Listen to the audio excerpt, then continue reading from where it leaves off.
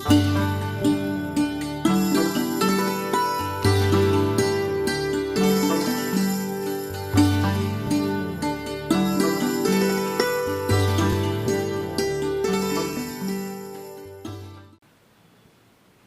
शांति। मैं 3 बार तो नहीं, लेकिन दूसरी बार अवश्य कहूँगा। प्यार से बोलेंगे, ओम शांति।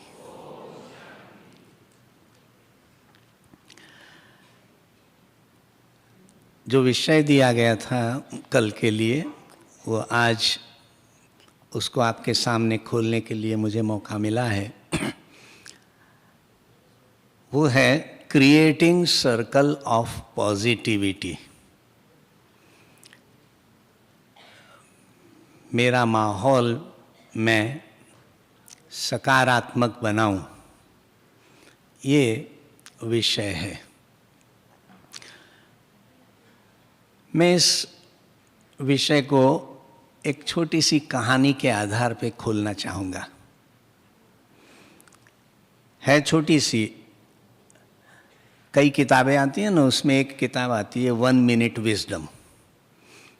ऊपर से नीचे उस किस्से को पढ़ने में आपको 1 मिनट से ज़्यादा नहीं लगता, और वो पढ़ने के बाद में अंत में एक बहुत बढ़िया संदेश हमको मिलता है, एक बढ़िया मैसेज मिलता है। तो केरल के समुद्र किनारे की बात है। ऐसा माना जाता है कि वहाँ का 1000 साल पहले का 1000 घंटियों वाला मंदिर, जिसमें 1000 घंटियाँ बजती थी, वो मंदिर दरिया में डूब गया, बंद हो गया। 1000 साल बीत गए, लोग उसके बारे में भूल भी गए। लेकिन उस गांव के कुछ बड़े बुजुर्गों को वो परंपरागत कहानी सुनाते गए कि भाई एक मंदिर था, उसमें 1000 घंटियाँ बजती थीं। एक आदमी को मन हुआ कि भाई 1000 साल पहले की घंटी है, और मान्यता ये भी थी कि वो घंटियाँ आपको सुनाई देती हैं। अगर ध्यान से सुनने बैठते हैं तो डूबे हुए उस मंदिर की घंटियाँ सुनाई देती हैं। उसने कहा मैं प्रयोग करता हूँ। उसने अपने नौकरी से 6 महीने की छुट्टी ली, और 6 महीने तक वो सागर किनारे सुबह से शाम तक वहीं किनारे पे बैठा रहे और इंतज़ार करता रहे कि भाई अब बजेगी घंटी, अब बजेगी घंटी। 1 महीना बीता, घंटी नहीं बजी। दूसरा महीना भी बीता, घंटी सुनाई नहीं दी उसको। अब तो 2 महीने के बाद में तो जहाँ रहता था छोटी सी कुटिया में, वहाँ से सागर के किनारे तक के रास्ते का कण-कण उसको पहचान का हो गया। वो दाहिनी तरफ देखे तो कमल के फूल दिखें, बाईं तरफ देखे तो सुंदर सुंदर अच्छे अच्छे गुलाब के फूल दिखें, और उस मार्ग पे जाता जाए, रेती के कण भी जैसे उसको पहचानने लगे। वो कदम रखे और रेती खिसके। वहाँ के जो सागर किनारे नारियल के पेड़, वे भी उसके जाने में पहचाने हो गए। उन पेड़ों पे किसी ने बनाई हुई डिज़ाइन, वो भी उसके दिमाग में जैसे घुस गई। हर बार वो जाए और इन सब को देखता देखता सागर के किनारे जाए, पालथी लगा के बैठे, सुनने का इंतज़ार करे कि अब सुनाई देगा, अब सुनाई देगा। धूप अंधेरे में सुनने का प्रयत्न किया, बड़ी बड़ी भोर की बेला में, जैसे अब जिसे हम अमृत वेला कहते हैं, उस समय जाके सुनने का प्रयत्न किया, कुछ सुनाई नहीं दिया। 6 महीने का आखिरी दिन आ गया। उसने कहा ये कहानी कहीं ना कहीं झूठी साबित लगती है, आज का दिन आखिरी दिन है, चलो आज के दिन ही प्रयत्न कर लूँ, हो न हो कुछ भी हो। लेकिन मैं रास्ते से जाते जाते इन सबों ने मुझे जो साथ दिया है, उनके प्रति उसके मन में कृतज्ञता भाव आया। घर के बाहर निकला, कृतज्ञता माने ग्रेटिट्यूड, सेंस ऑफ ग्रेटिट्यूड। उस रास्ते को कहा थैंक यू यार, तूने मुझे 6 महीने तक उस किनारे तक जाने की मदद की। उन फूलों की भी प्रशंसा की, अरे आपने मुझे 6 महीने तक बहुत अच्छी तरह से फील करवाया। बाजू के दूसरे फूलों की तरफ नज़र गई, उन नारियल के वृक्षों पर नज़र गई और उनका थैंक यू कहा। रेती में चलता गया, वहाँ रेती के एक एक कण पर उसकी नज़र पड़ती गई और वो बोलता गया बहुत बहुत शुक्रिया। सागर के ऐन नज़दीक पहुँचा, वहाँ उसने अपने घुटने रेती में टिका दिए, मस्तक झुकाकर सागर को बोला, तू 6 महीने तक मेरे लिए ही जैसे लहरों को किनारे पर भेजता गया, मैं कितना शुक्रगुजार हूँ। और ऐसा करके उसने मस्तक ज़मीन पे रखा और उस शुक्रिया के भाव से पता नहीं कब वो अंदर ही अंदर अपने में लीन हो गया और उस पल उसको मंदिर की घंटियाँ सुनाई दी।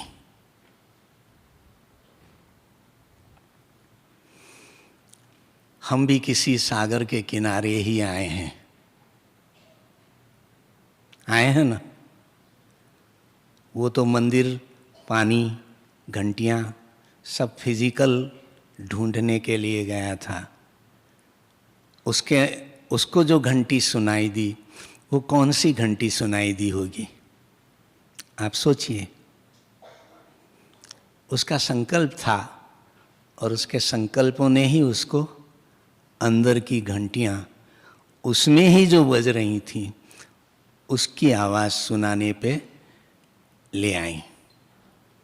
हम भी शायद बाबा के घर में आए हैं, एक बड़े सागर के किनारे आए हैं, कुछ न कुछ उमंग उत्साह लेके आए हैं, कुछ न कुछ अपना एजेंडा लेके आए हैं और सब कुछ परेशान होके आए हैं। हम लोग जब कोर्स कराते हैं तो मालूम होता है, कुछ लोग बिल्कुल निराश हताश होके आए थे और ढूंढते ढूंढते पता नहीं कहाँ, अब ये मिल जाए तो अच्छा, ये मिल जाए तो अच्छा, ये सागर मुझे घंटी क्यों नहीं सुनाई दे रहा है, ये मंदिर क्यों नहीं घंटियाँ बजा रहा, वगैरह वगैरह, जो हमारे मन में ये क्या, क्यों, कैसे वगैरह वगैरह जो प्रश्न आते रहते हैं। आखिरी दिन उसने जब विदा लेने का निश्चित किया और वो जो सेंस ऑफ ग्रेटिट्यूड के इन सब ने मुझे जो दिया उसके ऊपर मेरा ध्यान ही नहीं गया, और जिस दिन उसका ध्यान गया मंदिर की घंटियां बजने लगी। हमारा इंटरनल, जो हमारी आंतरिक creating a circle of positivity, मुझे जो प्राप्त है उसमें मुझे कितना संतोष है, उसके साथ मैं कितना जुड़ा हुआ हूँ, उसके बारे में मैं कितना सोचता हूँ। लौकिक में जब मैं किसी भी स्थान पर जाता हूँ तो लोगों को कहता हूँ, यहाँ तो सभी ज्ञानी आत्माएं बैठी हैं इसलिए उनके पास ये एक्सरसाइज कराने का मतलब नहीं, लेकिन फिर भी आप प्रयत्न करके देखिए, अपना नाम अपनी नोट में लिखिए, अपना नाम अपनी नोट में लिखिए और उस नाम के पहले एक लंबी खाली लाइन वो बनाइए। जो एक्सरसाइज देता हूँ मैं उसमें इनको बोलता हूँ कि जैसे गांधी लिखते हैं तो महात्मा याद आता है, विनोबा लिखते हैं तो संत या आचार्य आता है, बुद्ध लिखते हैं तो महात्मा बुद्ध अथवा बुद्ध भगवान शब्द बोलते हैं लोग, वो याद आता है। अपने उस नाम के आगे आप क्या लिखेंगे? What you will you write before writing your name? उसके ऊपर चिंतन कीजिए कि मैं अपने आप को इस तरीके से पहचानता हूँ, ये मेरी पहचान है। तिलक बोलते हैं तो लोकमान्य आता है, जयप्रकाश बोलते हैं तो लोकनायक आता है,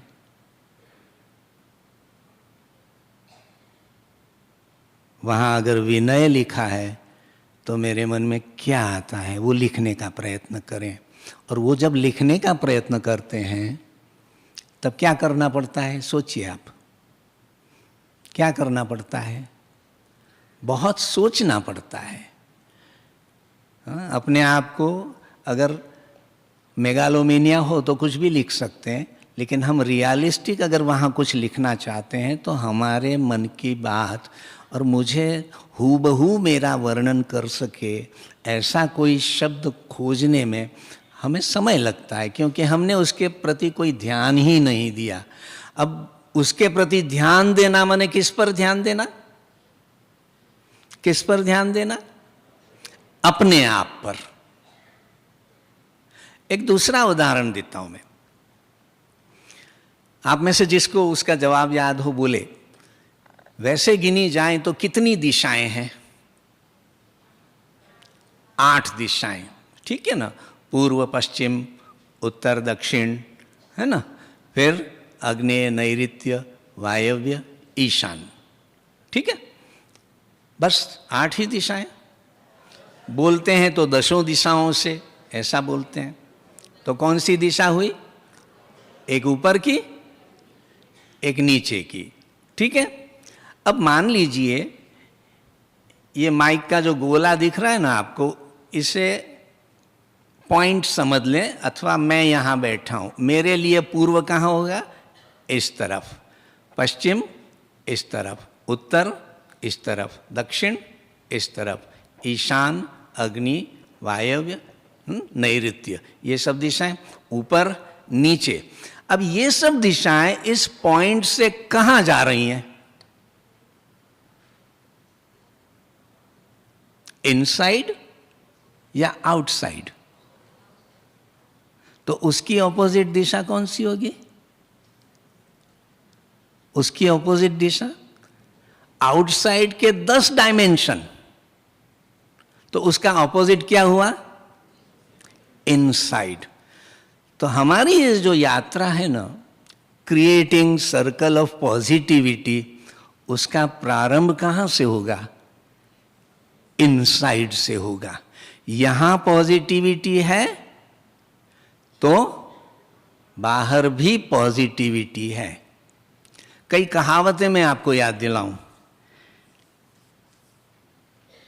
सावन के अंधे को हरा ही हरा दिखता है, क्योंकि उसने जब आंखें बंद की उस समय उसके सामने हरियाली थी। फिर ऐसा भी बोलते हैं, जिसे पीलिया होता है ना, उसे सारी दुनिया पीली नजर आती है। अब हमें दुनिया कैसी नजर आती है? अगर बुरी नजर आती है तो पता नहीं वो बुराई कहाँ है, हम सोच सकते हैं। अपने अंदर ही है वो कुछ, जिसका ध्यान बुराई पे जा रहा है। वो सागर किनारे शुरुआत में जाता था, आज मंदिर बजेगा, आज मंदिर की घंटी बजेगी, आज मंदिर की घंटी बजेगी। वो इंतज़ार करता रहा कि मंदिर की घंटी बजे और मुझे सुनाई दे। हाँ, ये पेड़ मेरी मदद करें, ये सागर मेरी मदद करे, अरे एक बार थोड़ा सा नीचे हो जाए तो मंदिर के दर्शन भी हो जाए, वगैरह वगैरह। कितने ही संकल्प चलाए होंगे उसने, लेकिन आखिर मिला कब उसे? जब वो अंतर्मुखी बना।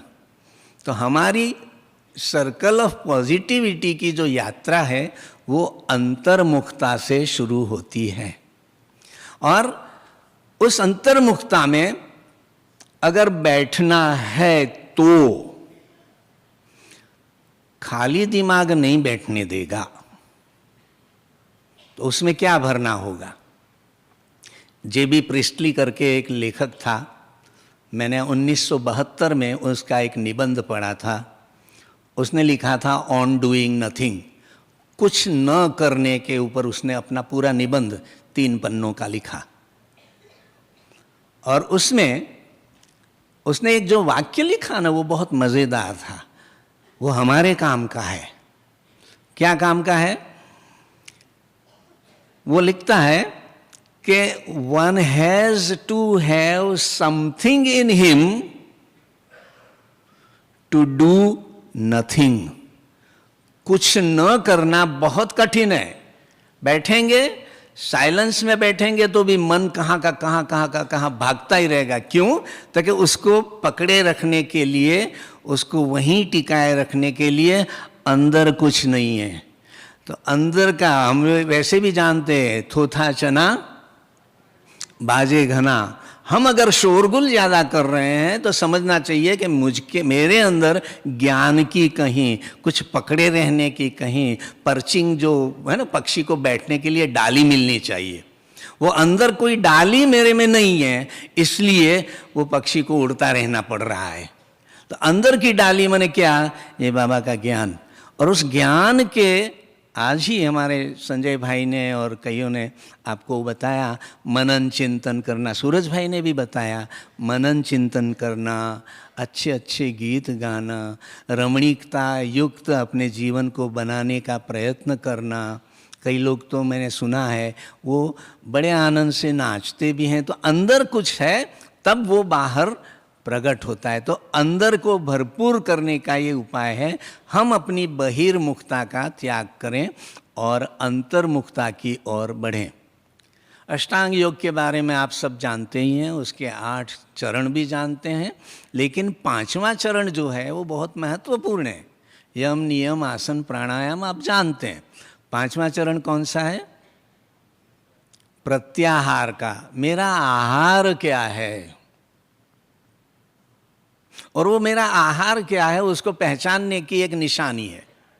क्या आप नितांत अकेले हैं, घर में कोई नहीं है, कोई जवाबदारी भी नहीं है, कोई डेडलाइन भी मीट नहीं करनी है, कोई आके आपको डिस्टर्ब भी नहीं करने वाला है, आपका मोबाइल फ़ोन डेड हो चुका है और अभी शुरू नहीं होने वाला है, बाहर का कनेक्शन भी बंद है, आप बिल्कुल अकेले हैं घर में।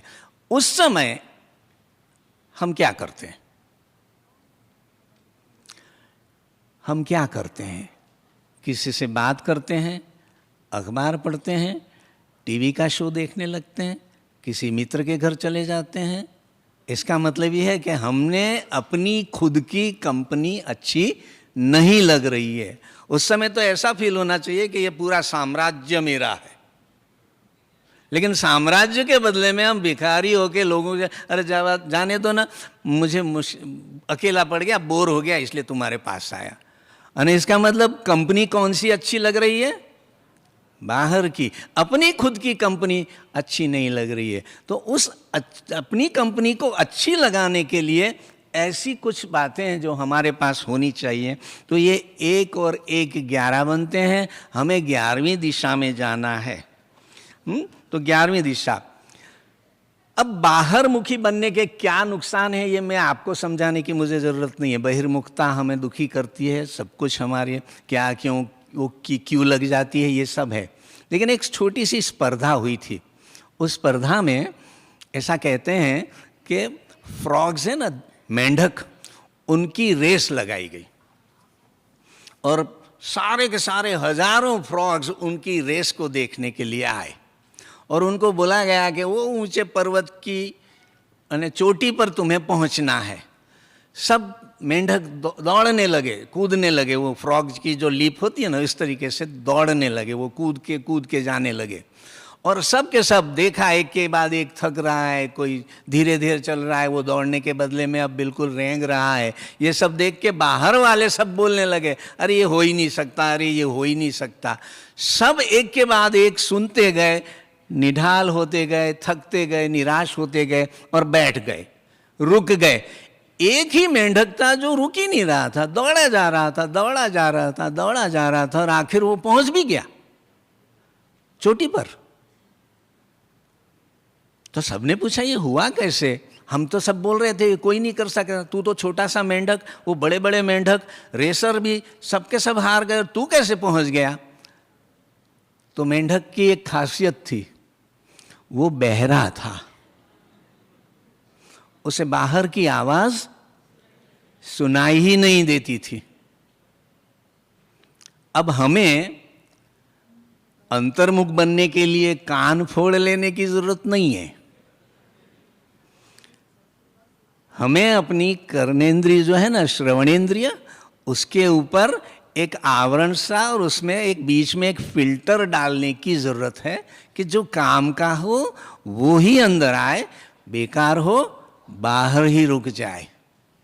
जैसे ओडोमॉस लगाते हैं तो मच्छर क्या होता है, चमड़ी को छूने आता ज़रूर है लेकिन फिर भाग जाता है। तो ये हमारा इंटरनल ओडोमॉस, बाहर के मच्छरों को, मच्छरों जैसी परिस्थितियों को मुझे परेशान न करने दे, ऐसी एक इंटरनल दीवाल हम बना लें, मानसिक दीवाल बना लें। और उसमें, और अपना आप जानते हैं कि अपना स्वस्वरूप तो बहुत ही उत्तम है, उस उत्तम स्वरूप को अपना काम करने देने के लिए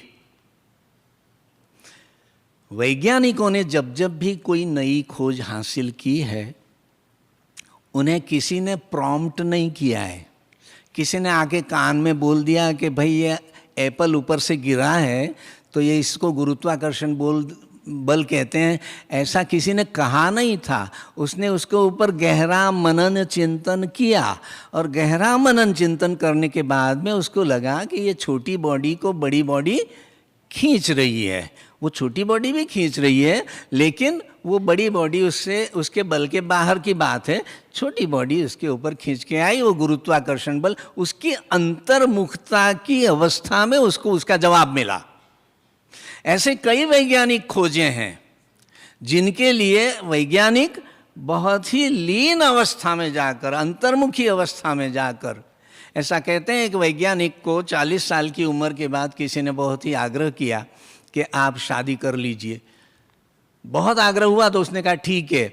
तो लोगों ने उसकी एडवर्टाइजमेंट अखबारों में डाली। अखबारों में डालने के बाद में उसके लिए 40,000 एप्लीकेशन आई, और एप्लीकेशन आने के बाद में उससे कहा इस कमरे में भेजते हैं, एक नाम तुम्हें बाहर लेके आना है।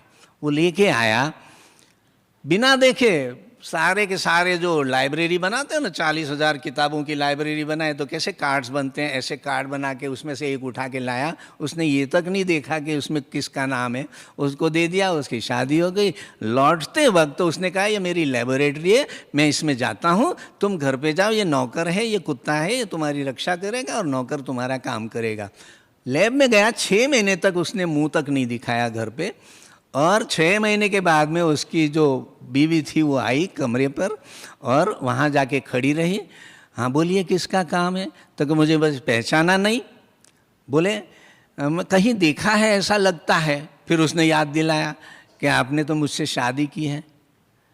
ये जो गहराई पूर्वक अपने काम में लीन रहना, अब वो तो काम था, उसके सामने पदार्थ थे, उसके सामने प्रयोग थे, इंस्ट्रूमेंट्स थे, उसमें वो इतना लीन हो सकता है। हमें किस में लीन होना है? अपने आप में। वही लीनता जिस समय आएगी, हमारे आसपास क्या बोलते हैं, सर्कल ऑफ पॉजिटिविटी शुरू हो जाएगी, बनना उसका प्रारंभ हो जाएगा।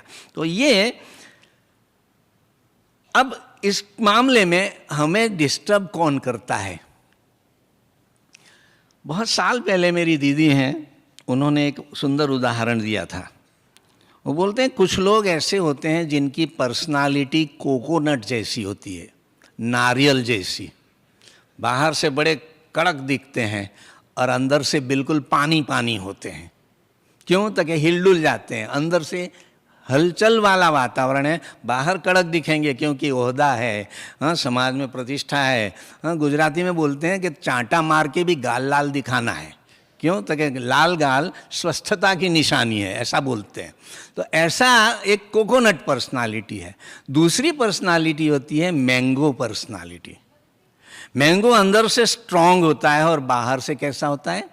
सॉफ्ट होता है। जो अंदर से सॉफ्ट होता है ना, वो बाहर कड़क दिखने का प्रयत्न करता है, और जो अंदर से मजबूत होता है वो बाहर से सॉफ्ट होता है। और मैंगो को आप जितना घोलेंगे, उसको दबाएंगे, उतना वो सॉफ्ट होता जाएगा, उतना जूसी बनता जाएगा। तो सॉफ्ट एंड जूसी बनना है तो इंटरनल स्ट्रेंथ, हमारी आंतरिक शक्ति को हमें स्थान देना पड़ेगा। तो ये 2 पर्सनालिटी की बात आई। अब हमारे पास अपने साथ बैठने के लिए कुछ न कुछ जरूरी है, किसी विचार सागर मंथन करने के लिए, पॉजिटिविटी के लिए। लेकिन उसमें डिस्टर्बेंस कौन डालता है? ताकि हमें हमारी ही आंतरिक बोलने की जो शक्ति है ना, विचार करने की शक्ति है ना, वही हमें ज़्यादा से ज़्यादा डिस्टर्ब करती है। और हम एकांत में बैठे बैठे जो भी सोचते हैं बहुत ओरिजिनल सोचते हैं, और जो ओरिजिनल सोचते हैं वो अंदर की ओरिजिनलिटी, अंदर क्या पड़ा हुआ है वो सब बाहर आता है। अब जब आता है तो उस समय हमें ये ध्यान रखना है कि उसकी रौ में कितना बहने देना है या उसको कहीं अटकाना है। और ऐसा कहा जाता है कि हम किसी चीज़ को अटकाते हैं तो उसके भी संस्कार बनते हैं, हम किसी चीज़ को बहने देते हैं अपने विचार के प्रवाह को तो उसके भी संस्कार बनते हैं। हमें पॉजिटिव को पॉजिटिवली लेना है तो उसका रिजल्ट पॉजिटिव आएगा। जो करने जैसा है वो करें, ये इसका रिजल्ट पॉजिटिव आएगा। जो न करने जैसा है उसे न करें तो भी रिजल्ट क्या आएगा? पॉजिटिव आएगा। जो करने जैसा है और ना करें तो क्या आएगा? रिजल्ट नेगेटिव आएगा। और जो नहीं करने जैसा है उसे करें, वो दुर्योधन वृत्ति हम लोग बताते हैं लोगों को, जानामि धर्मम, मुझे धर्म मालूम है, लेकिन उसमें प्रवृत्ति नहीं है, पॉजिटिव के प्रति वो नेगेटिव है। और जानामि अधर्मम, मुझे अधर्म मालूम है, लेकिन उससे मेरी निवृत्ति नहीं है, तो नेगेटिव से हटने की वृत्ति नहीं है, तो भी वो नेगेटिव रिजल्ट मिलता है। तो इस तरीके से तो हमारी आंतरिक जो बातचीत जो है, एकांत में होते हैं हम, एक अकेले नहीं होते, हमारा मन कुछ न कुछ जनरेट करता रहता है। उसके जो अगर हम हमारी सेल्फ टॉक को, आंतरिक बातचीत को अगर समझ लें, योग में वही बहुत काम लगता है। तो उसमें कहते हैं we spend more time with ourselves, हम अपने आप के साथ बहुत लंबा समय व्यतीत करते हैं। 24 घंटे अगर बाबा की याद नहीं है तो हम अपने ही साथ हैं, भी दूसरा कोई साथ रहता नहीं है। और हमारे मन को अगर छोड़ दिया हमने, उसको छोटी डोरी बोलते हैं ना, पतंग उड़ाने के लिए जो डोर है, उसको छोड़ते रहते हैं तो फिर वो चलता ही रहता है, उसका कोई अंत नहीं आता। एंडलेस प्रोसेस है। तो उस एंडलेस प्रोसेस को कहीं अटकाने का, तो हम अपने आप के साथ बहुत लंबा टाइम व्यतीत करते हैं, तो उस टाइम को क्वालिटी टाइम में परिवर्तन करना है। दूसरा कहते हैं we listen to our internal dialogue, हमारे अंतर जो बातचीत चलती है ना उसको सुनते हैं। मैंने एक अमेरिकन सर्वे सुना था, कहते हैं 18 साल का बच्चा जब हो जाता है तब तक में उसने अपने वातावरण में से, अपने माँ बाप से, अपने मित्रों से, अपने टीचर से, जिन के संपर्क में आया, उसने कम से कम मिनिमम 1,48,000 नेगेटिव सजेशंस सुने होते हैं।